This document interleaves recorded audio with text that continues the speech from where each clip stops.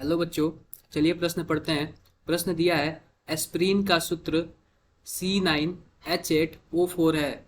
360 milligram भार युक्त एक टेबलेट में कितने ऑक्सीजन परमाणु होंगे। तो बच्चों, सबसे पहले हम प्रश्न की मुख्य अवधारणा को समझेंगे कि प्रश्न की मुख्य अवधारणा क्या है। मुख्य अवधारणा मुख्य अवधारणा में चलिए हम प्रश्न को हल करते हैं। तो सबसे पहले एस्प्रीन का आणविक द्रव्यमान लिखते हैं। आणविक द्रव्यमान एस्प्रीन का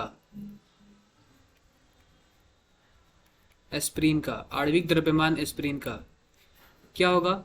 C9H8O4 दिया हुआ हमारे पास, तो हम क्या करेंगे, 9 into 12 plus 8 into 1 plus 16 into 4, ये कितना आएगा। एस्प्रीन का आणविक द्रव्यमान हम टोटल हल करेंगे तो हमारे पास 180 ग्राम आएगा। 180 ग्राम आएगा, तो हम इस 180 ग्राम से मोल निकाल लेते हैं।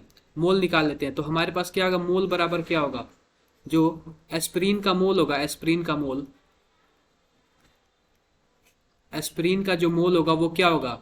हमारे पास भार कितना दिया हुआ है, 360 मिलीग्राम को हम ग्राम में कन्वर्ट करेंगे तो क्या होगा, 10⁻³ ग्राम बटा 180 ग्राम। ग्राम से ग्राम कट जाएगा और 360 से 180 दो बार में जाएगा तो क्या आएगा, 2 इंटू 10⁻³ मोल। 2 इंटू 10⁻³ मोल, ये हमारे पास एस्प्रीन का मोल आ गया। तो बच्चों हम ये देखते हैं कि एक एस्प्रीन के मोल में हम लिखते हैं, एक एस्प्रीन के मोल में जो ऑक्सीजन का मोल होता है हमारे पास, ऑक्सीजन परमाणु का मोल होता है, परमाणु का जो मोल होगा वो 4 है। तो हमारे पास टोटल कितने एस्प्रीन के मोल है, हमारे पास टोटल 2 इंटू 10⁻³ एस्प्रीन के मोल है, हमारे पास 4 ऑक्सीजन के मोल है। तो टोटल कितना हो जाएगा, 8 इंटू 10⁻³ ऑक्सीजन का मोल। तो बच्चों हम ये जानते हैं कि एक मोल में जो परमाणु की संख्या होती है, एक मोल में परमाणु की संख्या जो होती है, वो होती है 6.023 इंटू 10⁻³ माइनस 10⁻23 इतना परमाणु होता है।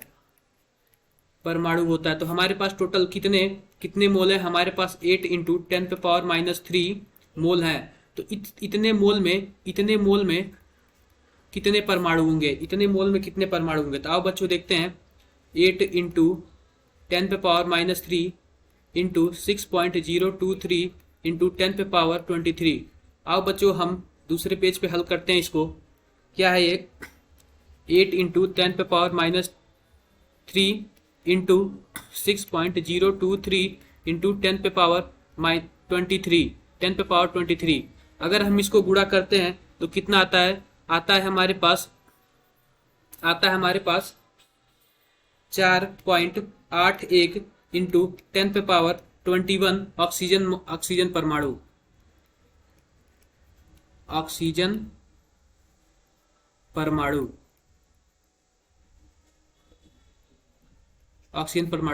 तो बच्चों हमने ये देखा एस्प्रीन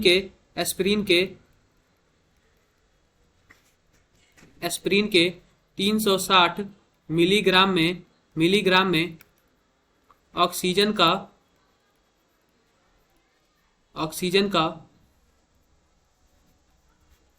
4.81 इंटू 10⁻21 ऑक्सीजन का परमाणु